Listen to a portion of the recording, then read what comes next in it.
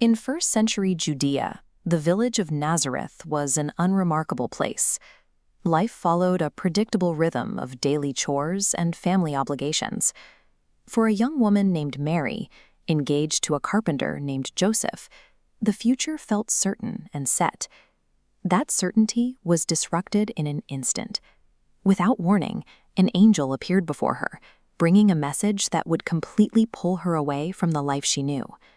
The angel described a physical and theological impossibility. Mary was told she would conceive through the Holy Spirit and give birth to a son called the Son of the Most High. Mary understood the immediate danger of this claim. Under the law of her time, an unwed pregnancy invited public shame, faced social rejection, and severe punishment. To accept this child was to risk her reputation and her safety. Despite the risks and the biological mystery, Mary chose to submit to the plan. She answered, "I am the Lord's servant." That single yes initiated a series of events that would reach far beyond the borders of her small village. Months later, a decree forced Mary and Joseph on a 90-mile journey to Bethlehem. They traveled rugged hills while Mary was heavily pregnant. Arriving, they found the town overflowing with census travelers. Every room was occupied, leaving no space for a woman in labor. Mary gave birth in the humble setting where animals were kept. She wrapped the child in simple strips of cloth and laid him in a manger, contrasting the cosmic identity the angel had promised. Soon, wise men arrived from the east to celebrate the birth. But their visit alerted King Herod, who felt threatened by the news of a new king, and ordered a massacre of young boys in the region.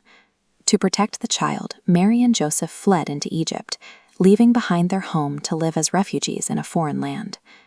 Carrying this child brought immediate physical danger and the sudden loss of her home.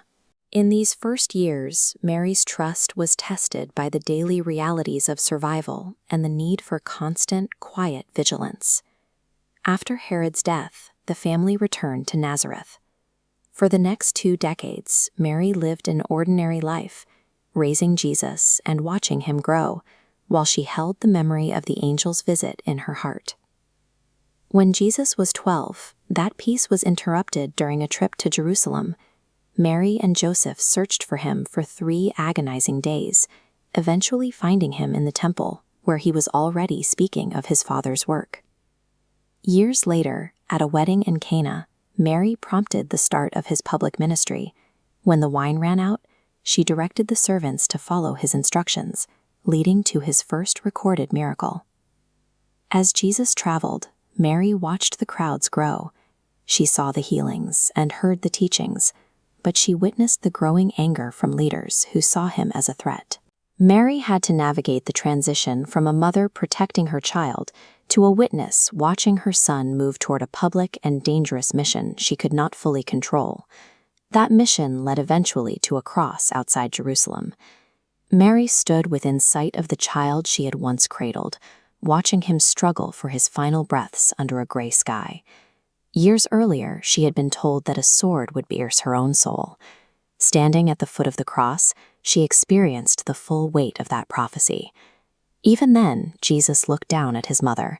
In one of his final acts, he entrusted her care to his disciple John, ensuring she would not be left alone. 3 days later, the tomb was found empty. The heavy stone had been rolled away, and the son Mary had watched die was alive. The Book of Acts provides her final historical mention. She is seen in Jerusalem, praying alongside the circle of believers who would carry her son's message to the world. Mary's journey suggests that God often works through those who are willing to trust him, one step at a time. She wasn't chosen for her status, but for her quiet obedience through sacrifice, fear, and grief.